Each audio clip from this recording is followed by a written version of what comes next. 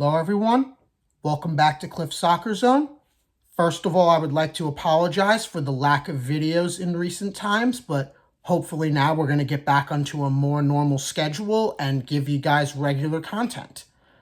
Today's topic, we're going to discuss Trent Alexander Arnold deciding to join Real Madrid as a free agent after this current season, and who holds the brunt of the responsibility for this outcome, whether it's actually Trent Alexander Arnold himself or if it's more Fenway Sports Group, also known as FSG, and the board at Liverpool who hold more of the responsibility for this outcome, letting Trent Alexander Arnold wind down his contract and leave as a free agent or for very little money.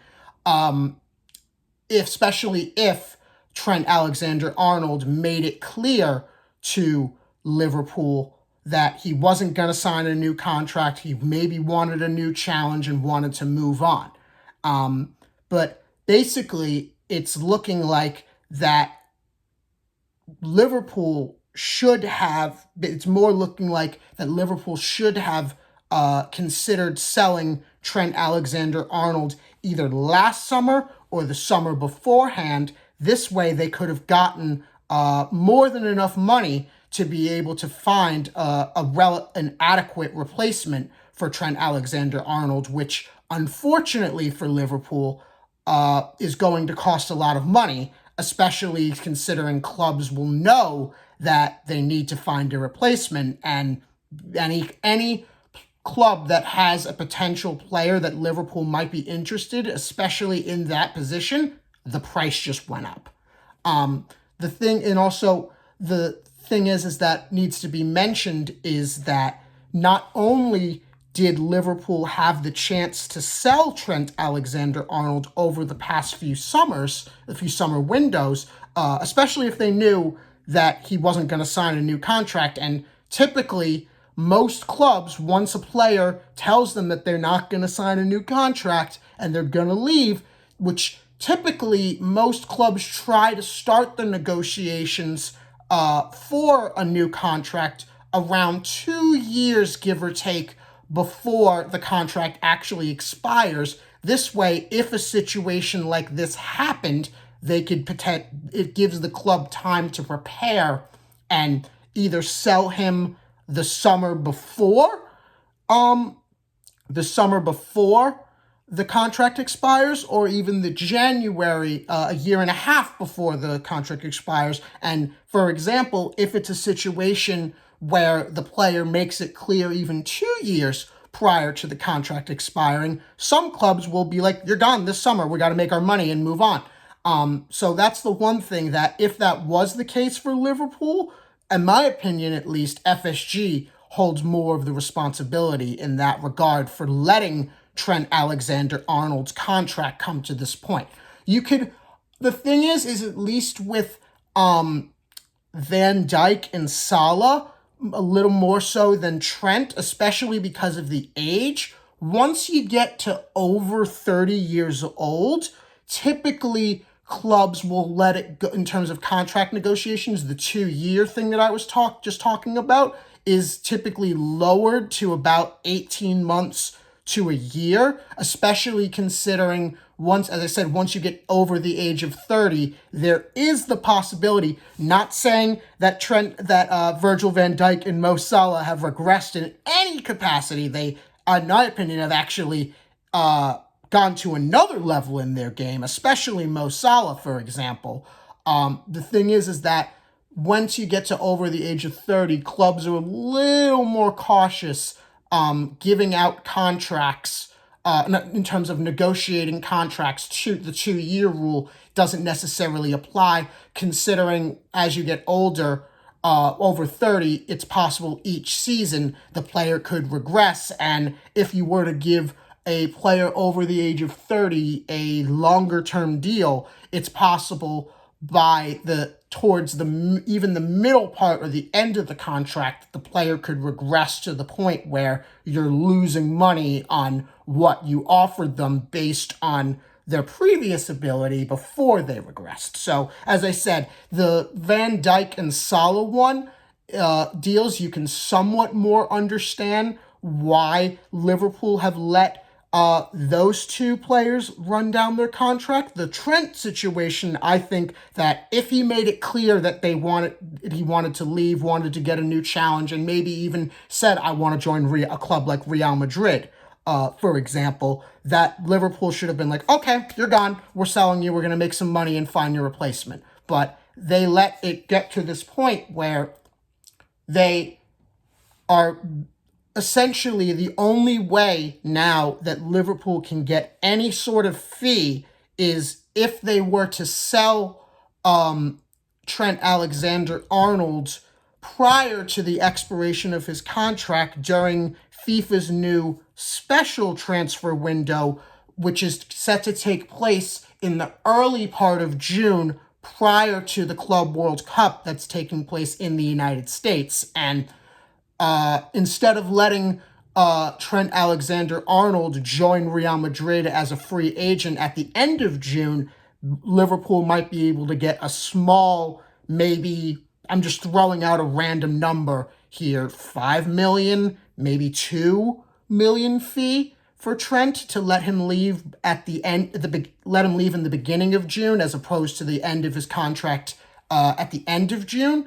And the other thing going along that line that needs to be talked about is the fact that Real Madrid in January window offered around 25 million pounds, 25 million euros, give or take, depending on which source you want to go with, that they offered to sign Trent in January, and Liverpool declined it, which, in my opinion at least, if you knew that Trent wasn't staying to begin with, take the 25 million. At least that's my opinion. Yes, he's worth it. The actual value of the player is worth a lot more than that, but getting 25 million versus getting zero, that I'm going to take the 25 million every day.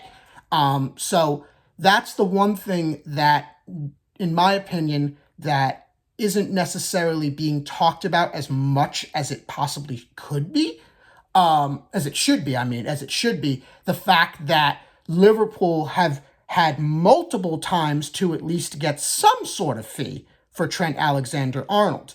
And the thing is that I mentioned about the 2-year rule, as I said, based on that alone, I think that means that Liverpool, FSG, the board, Michael Edwards, etc., hold more of the responsibility for getting into this position in the first place. Yes, it's Trent Alexander-Arnold's decision not to sign a new contract, to leave, go join Real Madrid as a free agent. And the thing is that that's typically, especially now these days, post Kylian Mbappe, as well as a few other prominent players joining big clubs as a free agent and receiving very large signing on fees, that certain clubs are now telling the players, if you want to join us, you have to wind down your contract and we'll reward you by giving you a large signing on bonus, which is is oftentimes cheaper. Giving the player the large signing on bonus as a free agent is, as I said, is cheaper than spending X amount of money to bring the player in as a regular transfer. You pay the wages, you pay the transfer fee, you also have to obviously pay the agent, etc., which is the same deal you do as well with the free agent, but you add all those fees, it costs more than oftentimes giving the player a large signing on bonus as a free agent. So there's the thing that there's the rumors that Real Madrid told Trent that if you sign this new contract at Liverpool to try to help Liverpool at least get some money for when they sell you, we're not going to buy you. So that's the one thing that a lot of people are saying, why didn't he sign a new contract so we could at least sell him and make some money? Well, if he does, there's the possibility that Real Madrid move on and look at someone else. So that's something that, as I said, in my opinion at least, is more Liverpool's responsibility, letting Trent Alexander-Arnold's contract get into this situation.